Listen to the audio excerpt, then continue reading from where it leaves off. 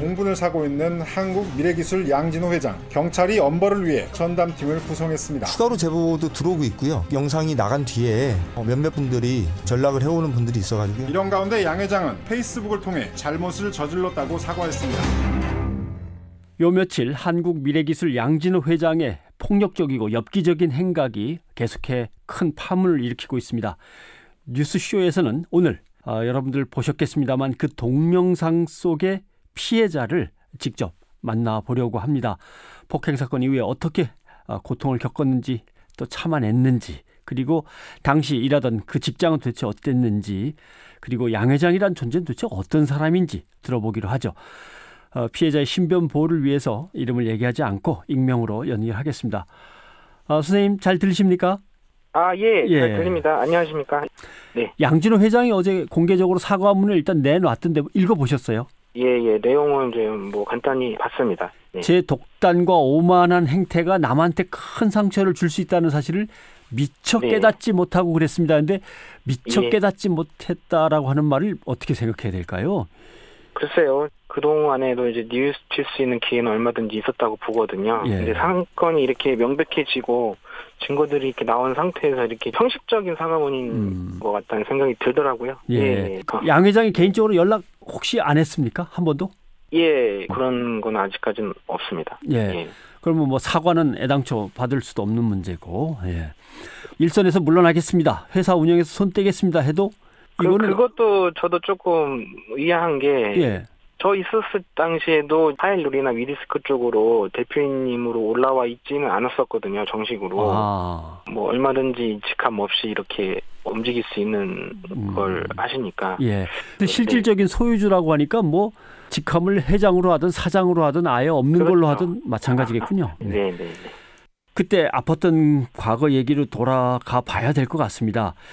아니, 그만둔 직원을 왜 불렀을까를 이제 맨 처음에 궁금했는데 보니까 회장 이름으로 고객 게시판에 어떤 글을 올렸기 때문에 이게 이제 밉보였다 이거죠. 그 상황을 좀 설명해 주신다면요.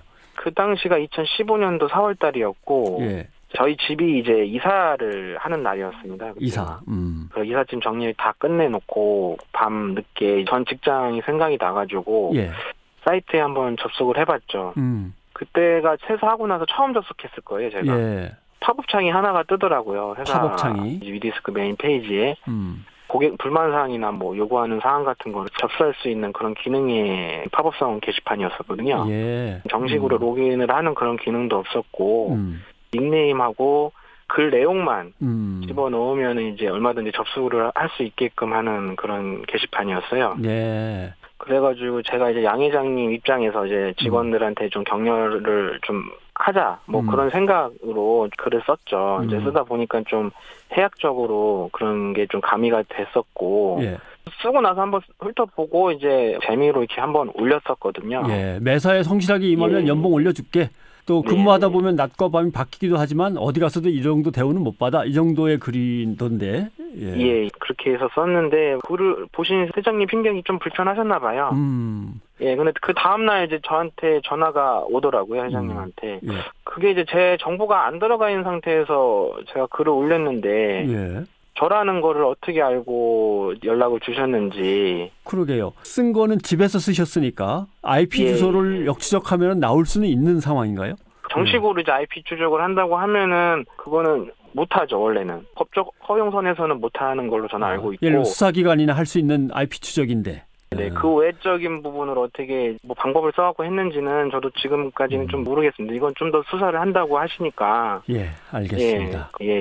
폭행 사건 현장으로 가봐야 되겠는데 좀 조심스럽습니다만은 들리는 음향이나 이런 걸로 많이 정말 아프게 맞으셨다. 뭐 이건 뭐 심하게 맞으셨다는 표현 갖고도 안 될 정도였는데 심리적인 타격이 컸는데 어떻게 견뎌내셨습니까? 그런 상황이 발생할 그런 상상조차 못하고 일단 사과를 드리려고 갔었죠, 저는. 들어갔는데 이제 회장님이 바로 이제 개발팀 부서로 그 한가운데 저를 이제 꿇어앉히더니 꿇어앉으라 하더니 사죄 드리라고 하고 그래서 이제 무릎 꿇고 죄송합니다라고 얘기를 드렸죠. 그거 듣고 나서 이제 회장님이 이제 제 말소리나 뭐 그 목소리 크기가 뭐 마음에 안 들었었던지 그 자리에서 이제 따기를 붙이시고 저한테 그 꿇어 앉은 상태에서 위에서 머리를 이제 가격을 하시고 그 맞고 나서는 이제 저도 이제 정신이 없더라고요. 너무 세게 맞아가지고. 예. 그런 와중에 이제 그 전 대표님이 이제 좀 말리셨고. 아, 대표되는 분이 그래도 좀 말리셨군요, 나중에는. 예. 새 회장님 팔을 이제 감싸주면서 이렇게 말리셨고. 그런데 그런 상황까지 갔는데도 이제 회장님이 좀 분이 안 풀리셨나 봐요. 또 그래서 다시 한번 저를 이제 뭐 어디로 데리고 가려고 뭐 이렇게 따라와봐 뭐 이렇게 얘기를 하셨던 기억이 나더라고요. 따라와봐 하면은 더 사람이 없거나 밀폐된 곳으로 데려갈 수도 있었겠군요. 뭐 그런 상황까지 가니까 이제 거기 또 이제 담당 부장님, 개발팀 부장님이 저를 또 잡고서 이제 출입문으로 나가셨죠. 예. 심각한 폭행이었기 때문에 회사 밖으로 나와서 이거는 경찰에 신고를 해야 되는 거 아닌가 이런 생각은 안 해보셨는지요? 그 당시 직접. 신고하려고 했죠. 화도 나고 왜 내가 맞아야 되나.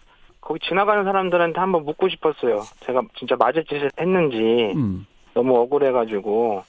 이삿짐 한창 옮기고 있는 그런. 그렇죠. 근데 이제 여기서 일이 더 커지면은 이제 제 가족들한테 좀 누를 끼칠 것 같아서 좀 참았죠. 내가 그냥 참자 이렇게 하셨군요. 예. 참고 넘어가기로 했던 것인데 그리고 트라우마를 안고 살다가 이건 아니다라고 다시 이렇게 이야기를 꺼내게 된 것은 계기가 역시 그 취재팀이 전화가 와가지고 이런저런 얘기를 하다가 그 동영상이라는 걸 그 당시 그걸 찍어놨대요, 양 회장님이. 동영상. 그 양 회장님 지시하에 그리고 저를 찍었는지도 꿈에도 생각을 못했거든요. 아, 전혀 모른 채 찍히셨군요. 예, 인생 끝까지 묻어주려고 했는데 그게 수장이 돼 있대요, 지금까지.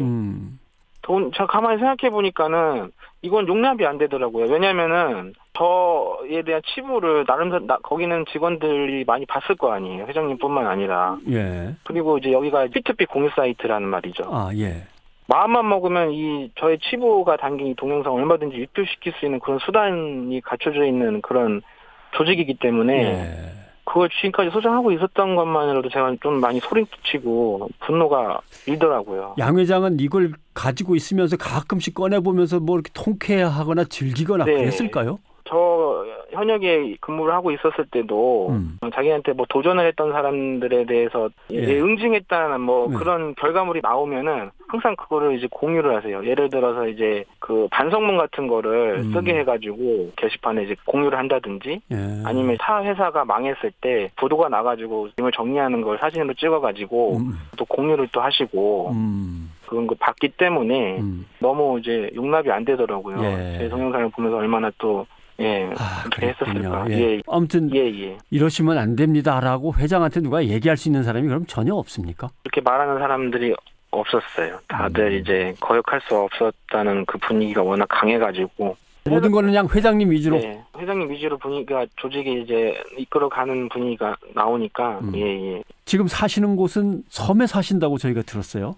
뭐 애초에 계획을 갖고 들어온 건 아니고요. 그 IT 쪽 업계 생활하는 게 계속 이제 트라우마에 시달리고 이제 좀 어디로 좀 벗어나고 싶었어요. 예. 일하시거나 아니면 살다 보면 뭐 좀 힘들거나 다른 일이 부닥쳤을 때 그 상황이 가끔 떠오르시던가요? 떠오르죠. 안 떠오를 수가 없죠. 잊고 싶은데 잊을 수가 없는 그런 트라우마잖아요. 가족한테 말 못하셨어요, 결국? 지금도 저희 부모님은 모르시고요. 보도 나오는 것도 아마 모르실 거예요. 그래서 만약에 혹시나 뭐 직감을 하고 얘기를 한다고 하시더라도 저는 계속 저 아니라고 이렇게 얘기를 할 거고. 이 사람은 뭔가 남을 괴롭히거나 때려가지고 얻는 어떤 쾌감 같은 거에 중독돼 있는 건 아닌가. 이런 생각이 문득 들어서. 다분히 저도 그렇게 느꼈어요. 다른 분들도 이렇게 갑질을 당하거나 폭행을 당했을 가능성, 또 얘기를 들으신 게 있는지 그 부분도 궁금합니다. 네, 들은 걸로는 뭐 폭행을 많이 했다. 뭐 그렇게만 저도 들었고. 양 회장 측이 뭐 연락이 혹시 올 수도 있습니까? 뭐 온다고 해도 저는 안 받을 거고요. 받을 이유도 없고 어차피 저는 지금 변호사를 선임한 상태고 법적으로 대응할 준비는 다 돼 있기 때문에. 알겠습니다. 진정성이 전혀 없는 사과문에 대해서 뭐 의아하게 아까 읽으셨다는 말씀을 하셨는데 진정으로 사과를 하고 싶으면 현재 혐의들이 많이 있잖아요. 불법 카르텔이라든지 리벤지 포르노물에 대한 그 피해자들, 더 큰 피해자들이 더 많은 걸로 알고 있어요. 그분들을 위한 사과문이었었어야 된다고 보는데 알겠습니다. 너무 이제 짜여진 틀에만 이렇게 낯선 사과문이었다고 여실히 좀 느껴지네요. 저는. 네. 많은 사람한테 끼친 잘못에 대해서 진정성 있게 사과를 하는 것이야말로 필요하다 이런 말씀이군요. 알겠습니다. 오늘 이렇게 어려운 이야기였는데 아침부터 이야기 꺼내주셔서 고맙습니다. 예, 감사합니다.